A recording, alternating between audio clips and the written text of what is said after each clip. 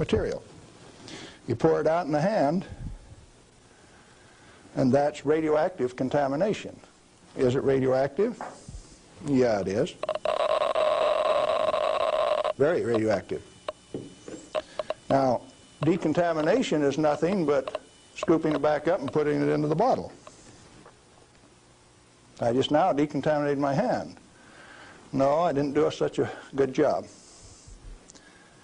Not good at all. Is it still radioactive? Yeah, that's called residual radioactivity. Now, under the decontamination rules of the government, when you decontaminate somebody like this that's that contaminated, and this is certainly a reportable incident under current DOE regulations, when you decontaminate him, it has to go down a controlled drain so that you don't disperse radioactivity. Do I qualify as a controlled drain?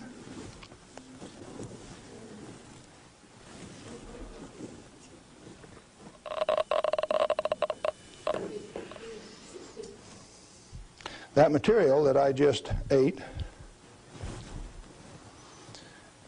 is not soluble in body fluids. Like it's been this. It was fired originally at 940 degrees C, where it becomes U3O8, known in the industry as HCl insoluble. In other words, it will not dissolve in concentrated hydrochloric acid, hot. Your stomach has 10th normal hydrochloric acid in it, so it won't even dissolve. The stuff is so fine that it has no texture to it. Doesn't even feel rough. So it's tasteless, odorless, has no texture. How's it supposed to hurt me? Because I've been eating this on lecture tour for 2 years, the state of Washington felt it necessary to confiscate my uranium samples so that I would be safe.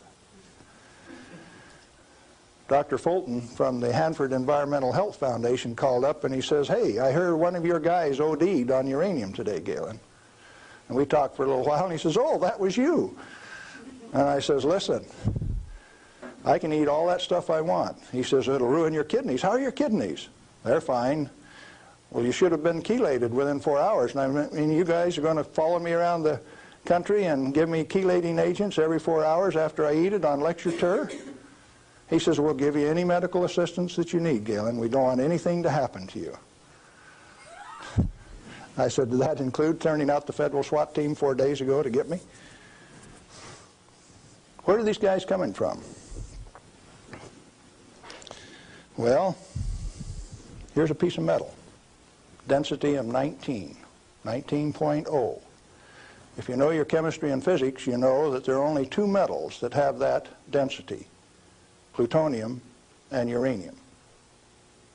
Radioactive, pyrophoric, density of 19. Outside of a laboratory, most of you can't tell me whether this is uranium, plutonium, or a mixture of the two. Now, I said that it's heavy, and it is. Let's see if it's radioactive. Yeah, it is. Pyrophoric, what does that mean? Pyro, fire. Black on the end. The spark that just came off there is pyro, fire, burned. If it's plutonium, I just contaminated this area of Arizona in excess of the EPA's limit for 1 square mile of surface.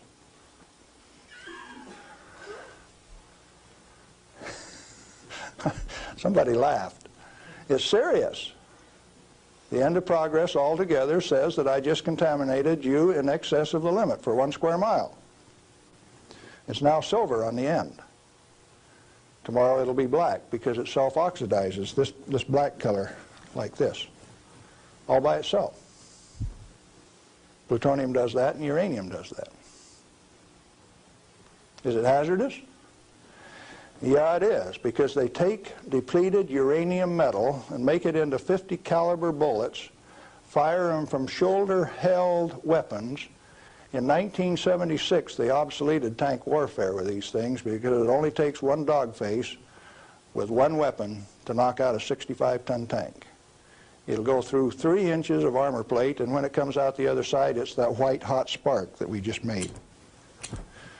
And the 5 men in that tank are dead because it'll burn all of the oxygen out of the air and burn their flesh.